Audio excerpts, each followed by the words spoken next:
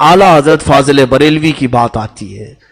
आज मैं यह बात कहना जरूर चाहूंगा, कुछ बेवकूफ किस्म के लोग जो अनपढ़ हैं, जाहिल हैं और मुजद्दिद दीन मिल्लत फाजिल बरेलवी पर एतराज करते हैं कि बरेली वाले अजमेर का अदब नहीं करते। जो नहीं करता वो बरेलवी है ही नहीं, वो आला हजरत का है ही नहीं, वो रजवी है ही नहीं जिसने गरीब नवाज की गुस्ताखी की। ये मैं बड़ी जिम्मेदारी के साथ बात कर रहा हूं।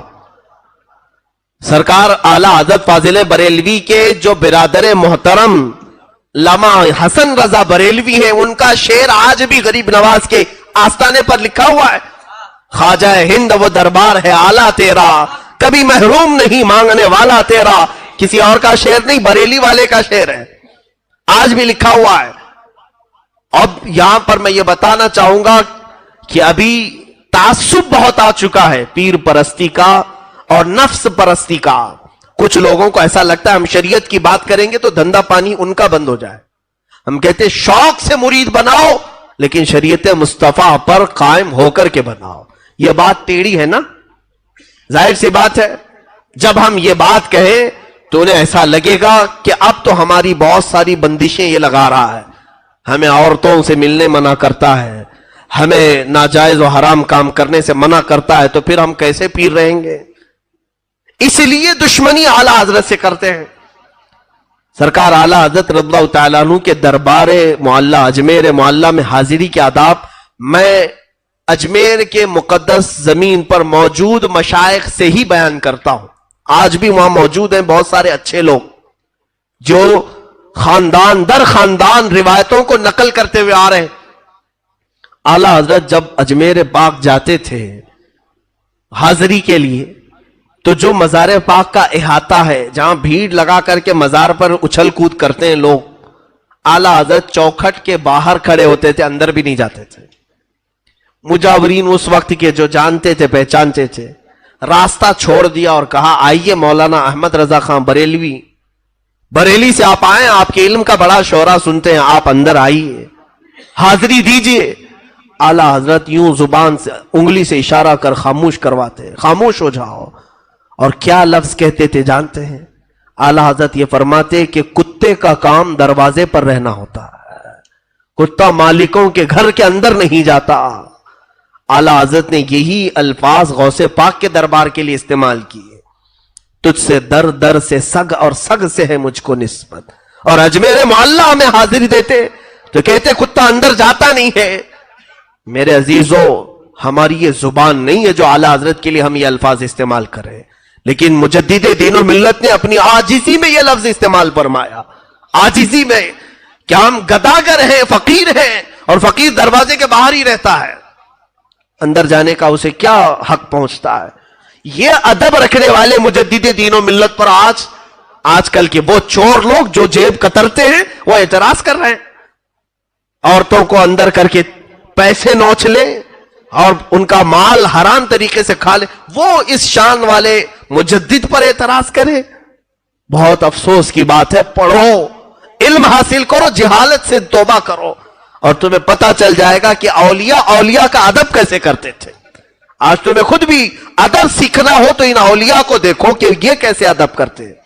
हत्ता कि मैं आपको बताऊं, कार गरीब नवाज रज़ियल्लाहु तआला अन्हु के मज़ार अक़दस के बाहर हजरत अल्लामा अरशदुल क़ादरी रहमतुल्लाह अलैह ने वाक़या नकल फरमाया है और बड़ा दिल को हिला देने वाला वाक़या है।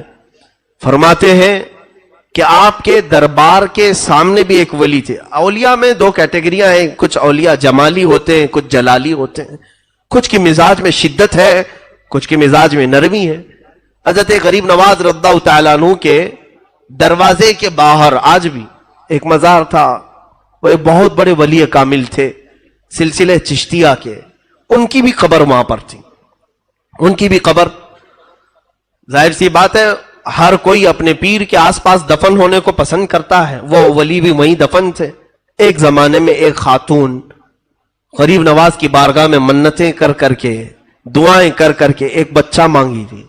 बच्चे की विलादत हुई। अल्लाह ही देता है, दरबार औलिया से देता है। रब ताला इनकी बातों को पसंद फरमाता है। और वो औरत अपने बच्चे, 1 साल के बच्चे को लेकर के आई थी शुक्राने के लिए अजमेर मोहल्ला में। गरीब नवाज सरकार के दरबार में, लेकिन वो बाहर ही अभी बैठी थी।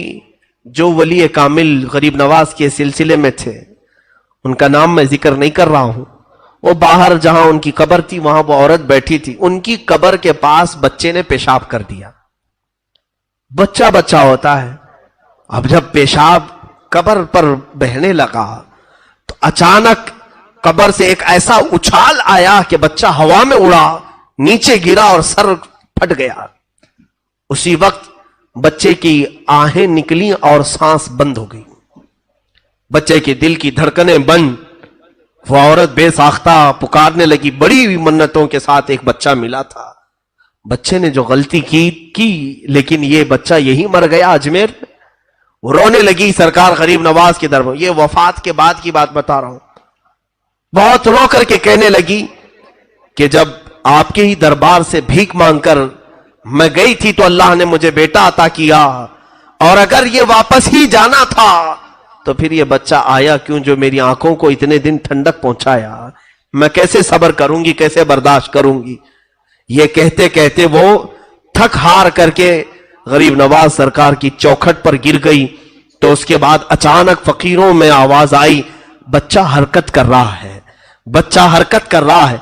जब आकर के उठा करके देखे तो वो बच्चा जिंदा था, उसकी सांसें चल रही थी। रोने लगा और वो बच्चे को सीने से लगाकर दूसरी तरफ पानी पिलाने के लिए गई। सारी भीड़ उस बच्चे को देखने गई। अचानक उस वली की कब्र फट गई जो दरवाजे के बाहर थे।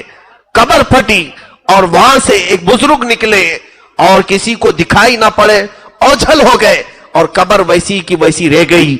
और उसको बाद में लोगों ने ढांक दिया। मौजूद मशाइख और औलिया जो थे उनसे लोगों ने सवाल किया कि क्या माजरा, हमें कुछ समझ में नहीं आया। तो उन बुजुर्गों ने डरते डरते कहा, बात दर हकीकत बादशाह आजम की है, सुल्तान आजम की है। ये खातून आई थी, यकीनन इनसे मांगा था गरीब नवाज से।